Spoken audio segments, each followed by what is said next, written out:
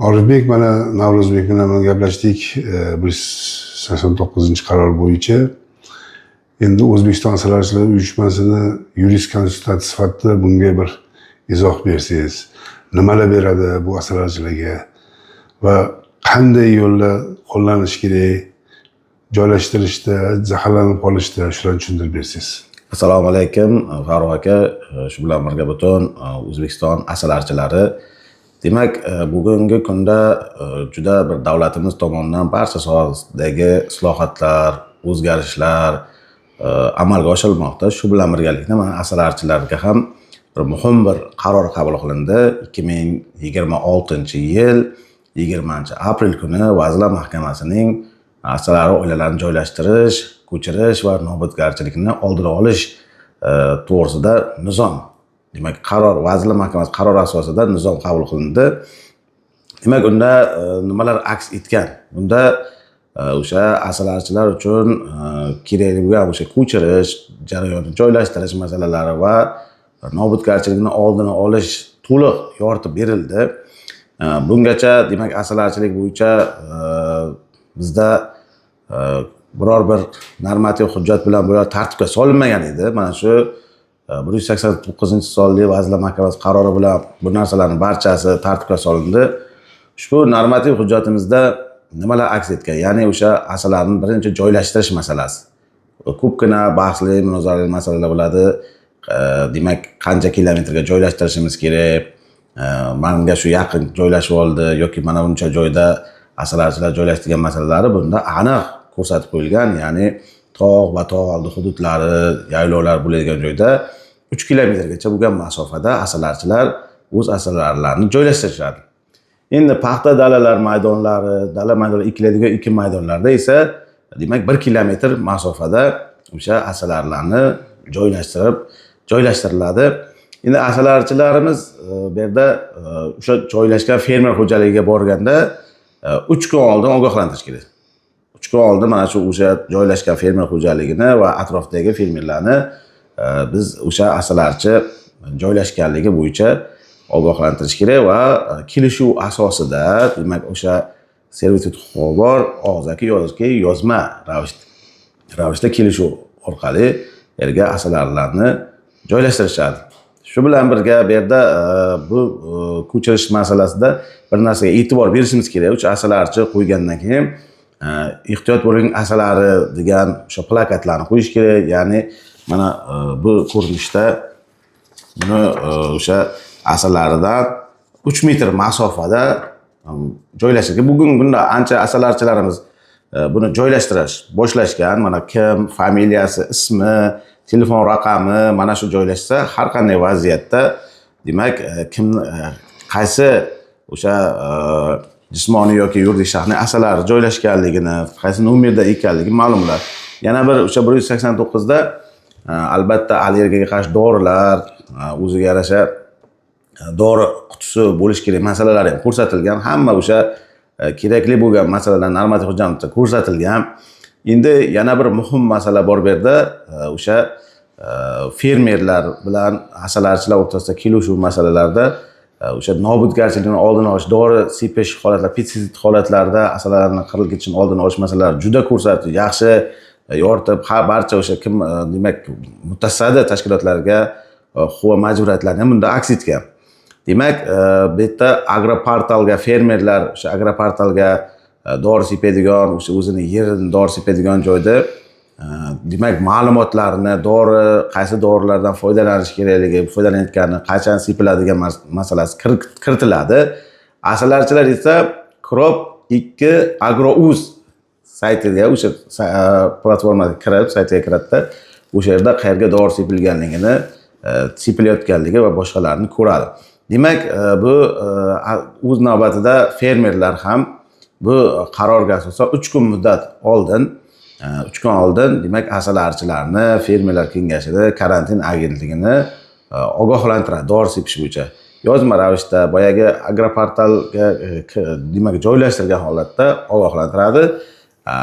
Bu karantin agentligi demak buni sepilayotgan bo'yicha olgan ma'lumotni 24 soat ichida mana O'zbekiston asalarichilar uyushmasini, fermerlar kengashini, asalarchini, yer egalarini hammasini demak ularga yozma SMS orqali yoki o'sha boyagi integratsiya agroportalga joylashtirish masalalarini ko'rib amalga oshiradi va natijada mana shu asalarining nobudgarchilik oldi olinadi.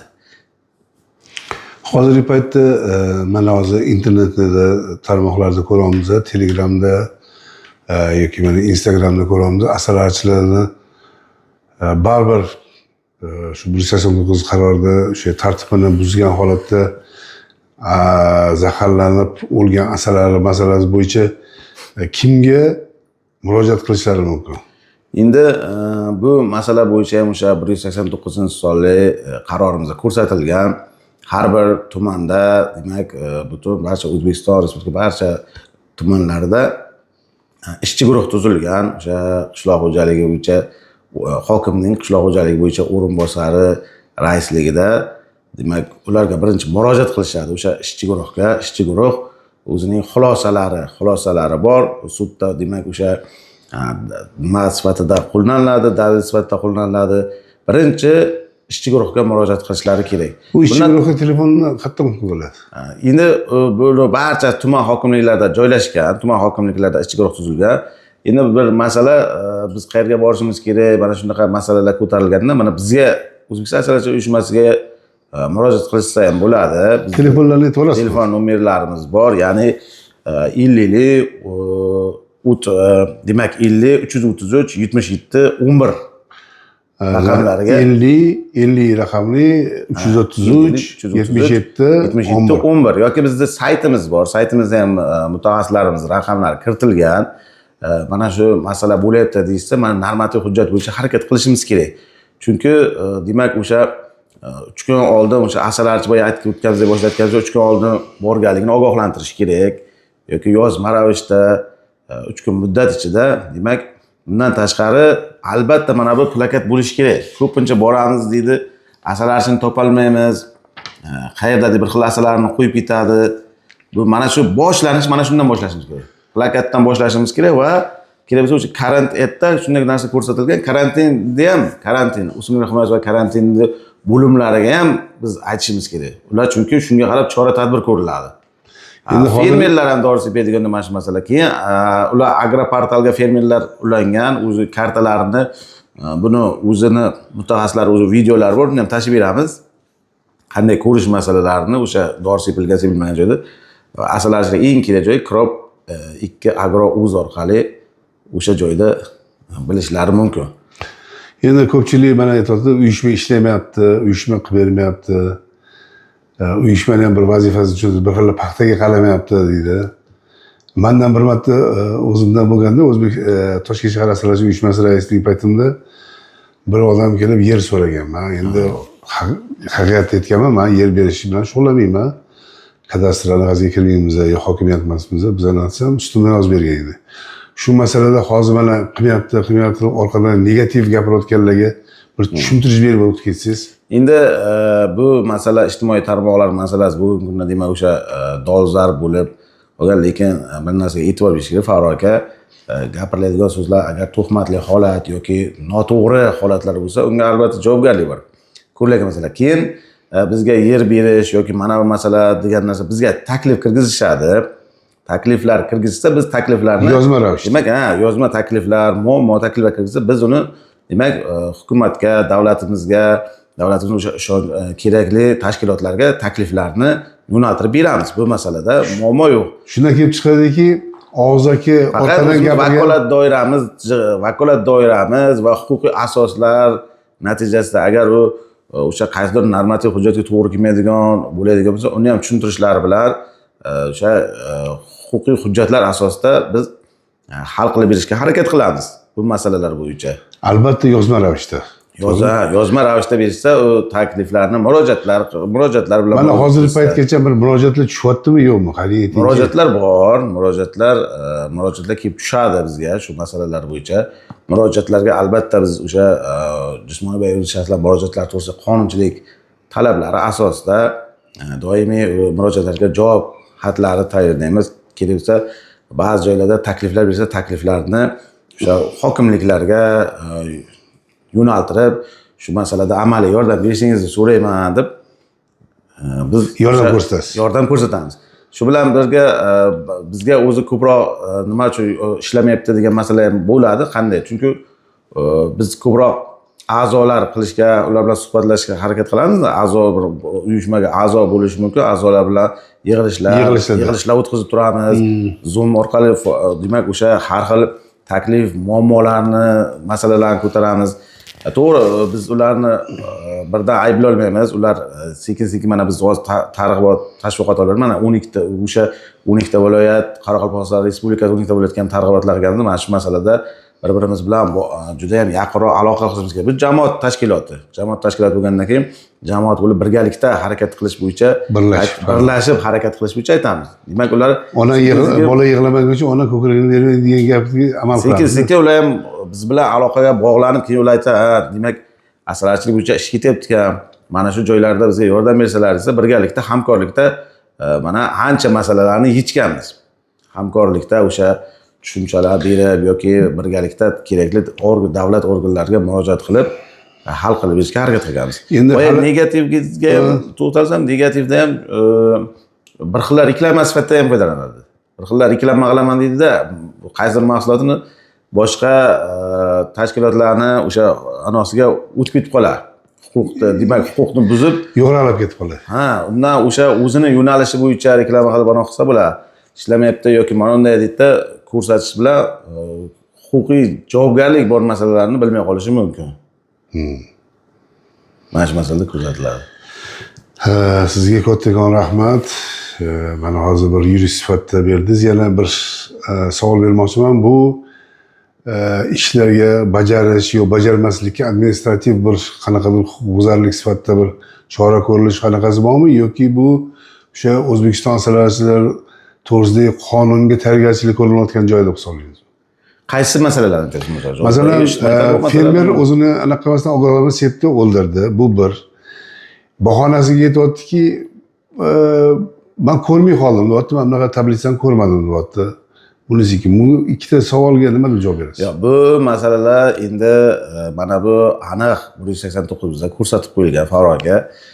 Buni huquqni bilmaslik javobgarlikdan ozod qilmaydi. Biz yaqinda ma'muriy javobgarlikka ham taklif kirgizdik. Mana shu dori sepilishi natijasida asalarilarni nobud bo'lishiga jarimalar ham yuqoriroq belgilanish masalasida.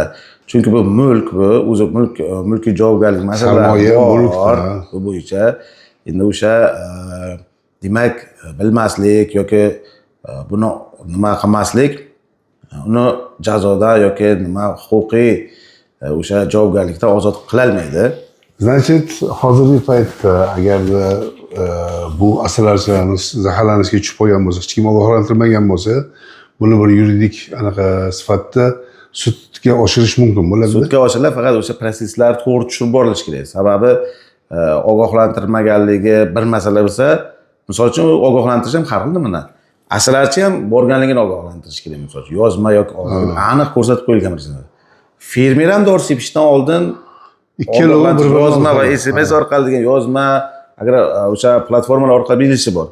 Shu bilan birga karantin o'simlik himoyasi karantin bo'limlariga ham albatta yerda vazifalar belgilangan. Masalan, 24 soat ichida demak o'sha og'zaki yoki yozma, og'zaki emas, yozma o'simlik karantini va himoyasi bo'limlari ham yozma ravishda demak xabardor qilish kerak bu yerda. Qonuniy javobgarlikka tortish uchun qonuniy joylashish kerak ekanda, shunaqa. Qonuniy joylashish kerak. Yana bitta narsani yaxshi bilishimiz kerak. Ko'plar mana shunday bo'ldi deb har xil yoqqa cho'pgan, bu yoqqa cho'pgan yoki ijtimoiy tarmoqqa chiqargan asosiy bu yerda 189 da o'sha ishchi guruhga murojaat qilish kerak. Ishchi guruh chunki xulosa qog'ozi bor. Xulosa olish kerak. Xulosasi bor uni. Uni laboratoriyaga olib borish kerak bo'ladi. Vaqt o'tgandan keyin laboratoriya aniqlamaydi. Holat bo'ladi. Shuning uchun birinchi o'zini o'sha tumandagi ishchi guruhlar, hammasi mana tumanda hokimlarning o'sha qishloq xo'jaligi bo'yicha o'rinbosari bor. Rais sifatida o'sha yerda qishloq xo'jaligi bo'yicha kotiba o'sha yerga ishchi guruhga murojaat qilish kerak. Birinchi mana shu masalaga ham e'tibor berishimiz kerak. Ularning xulosa masalalari ham o'sha 189 da qanday tuzilishgacha ko'rsatib qo'yilgan. Ha, mana hozir yaxshi bo'ldi. Baribir yurist odam qonun doirasida chiqmagan holatda maslahatlar berib, qonuniy chora ko'rish bo'yicha ham maslahatlar berganingiz uchun rahmat. Men o'ylaymanki, asrlarchilarimizda savollar bo'lsa, bemalol murojaat qilishlari mumkin. Yana bir bor telefon raqamini eslatib o'tmoqchiman. 50lik 333 77 11. Shu bilan birga bizni saytimizda ham asarchilar uyushmasi saytida ham o'zi asarchilar deb yozsa o'zi chiqib keladi. O'zbekiston asarchilar uyushmasida ham veb-sayti bor. O'sha veb-saytida ham savollar yoki qanaqadir bir murojaat bo'lsa, iltimos qilamiz, yozma murojaat berishingiz. Albatta, murojaat qilishsa biz ham shunga qarab demak chora-tadbirlarni, takliflarni beramiz. Chunki biz birdaniga bilishimiz qiyin masala. Murojaat qilgan yaxshi. Rahmat sizga kattadan. Salomat bo'ling, ishlaringizga rivoj. Rahmat.